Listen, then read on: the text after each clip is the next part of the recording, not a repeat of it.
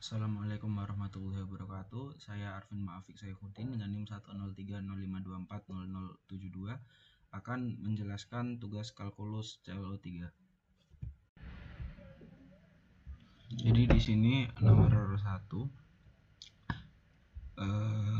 kita diminta untuk menentukan sebuah grafik, sebuah titik, apakah di titik tersebut kontinu dan terdiferensial. Pada titik X sama dengan min 1, fungsi tidak diferensial dan tidak kontinu dikarenakan grafik tidak mulus dan dari sisi kanan dan kiri berbeda. Kemudian yang B, X sama dengan 0, titik kontinu namun tidak terdiferensiasi. Pada titik 1,5, titik terdiferensial dan titik kontinu. Pada titik X sama dengan 2, di titik ini tidak diferensial dan tidak kontinu. Kemudian pada nomor 2 diberikan kurva fungsi fx sama dengan x pangkat 3 min 3x plus 2, tentukan turunan fungsi. Turunan fungsi saya mendapatkan 3x kuadrat min 3. Kemudian soal B, kemiringan garis singgung di titik 1,0. Untuk menentukan kemiringan garis singgung, kita menggunakan fungsi aksen karena kita sudah mendapatkan turunan fungsi. Jadi kita mensubstitusikan titik 1,0 ke dalam turunan fungsi pertama. Kemudian kita mendapatkan kemiringan garis singgung sama dengan 0. Kemudian C, persamaan garis singgung di titik 1,0. Untuk menemukan persamaan garis singgung, kita bisa menggunakan rumus Y-1 sama dengan M gradien garis dikali X min X1. Gradien garis sama dengan F aksen X dengan X adalah titik 1,0. Kita mendapatkan gradiennya 0. Jadi persamaan garis singgung di 1,0 adalah Y sama dengan 0. Kemudian persamaan garis normal di titik 1,0. Karena gradiennya 0, kita bisa menyimpulkan bahwa X sama dengan 1. Jadi persamaan garis normal di titik 1,0 adalah X sama dengan 1. Kemudian soal nomor 3, suatu benda bergerak mengikuti lintasan fx sama dengan sepertiga x pangkat 3 min setengah x pangkat 2 min 2x plus 1. Pertanyaan pertama, kapan benda tersebut naik? Untuk menentukan grafik naik atau turun, kita bisa menurunkan fungsi terlebih dahulu. Kita mendapatkan turunan fungsi pertama f aksen x sebagai berikut. Lalu kita menentukan titik kritis di mana f aksen x sama dengan 0, yaitu kita mendapatkan x sama dengan 2 dan x sama dengan min 1. Jika kita sudah mendapatkan ini, kita bisa menentukan 3 interval. Interval negatif tak hingga negatif 1, interval negatif 1 hingga 2, dan interval 2 hingga tak hingga. Untuk interval negatif 1 hingga tak hingga, untuk interval negatif tak hingga negatif 1,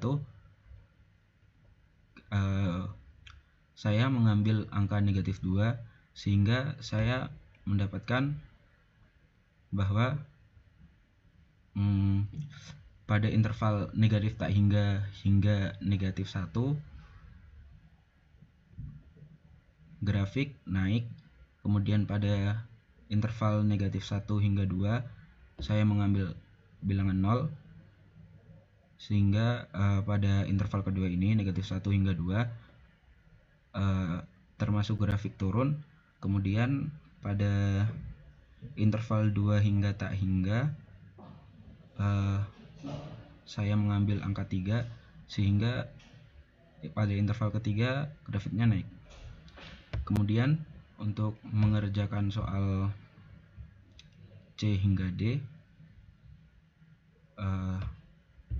kita harus menemukan turunan kedua. Kemudian untuk F turunan 2, saya menentukan bahwa F turunan 2X adalah 2X negatif 1. Pertama-tama kita harus menemukan titik kritis, titik di mana F aksen X sama dengan 0 atau tak hingga. Di sini saya menentukan bahwa titik kritisnya adalah setengah. Maka saya mendapatkan dua interval di sini, yaitu negatif tak hingga setengah, dan interval kedua setengah hingga tak hingga. Pada interval pertama negatif tak hingga setengah, saya mengambil angka 0 sehingga saya mendapatkan F double aksen 0 sama dengan min 1, yaitu bisa dikatakan bahwa pada interval ini cekung ke bawah.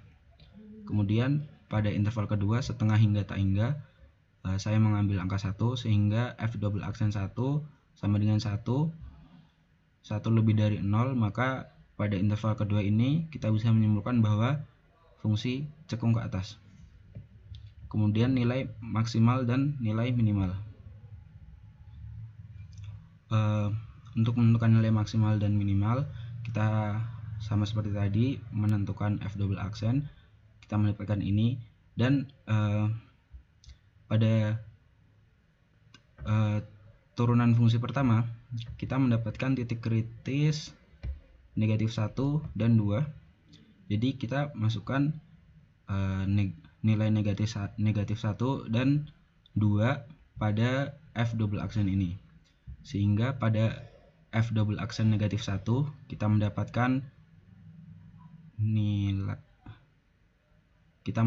nilai min 3, sehingga kita menyimpulkan bahwa F double aksen negatif 1 sama dengan min 3 ini adalah titik maksimum.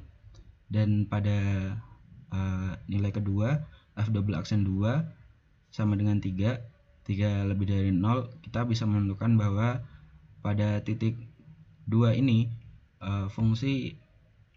titik 2 ini adalah fungsi minimum. Nilai minimum. Kemudian titik belok. Titik belok adalah F double aksen sama dengan 0.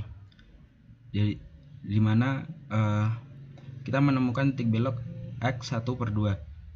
Titik belok adalah jika sebelah kanannya, dari sebelah kanan fungsi bernilai positif dan sebelah kirinya bernilai negatif atau sebaliknya. Titik di mana berubah nilai dari positif ke negatif.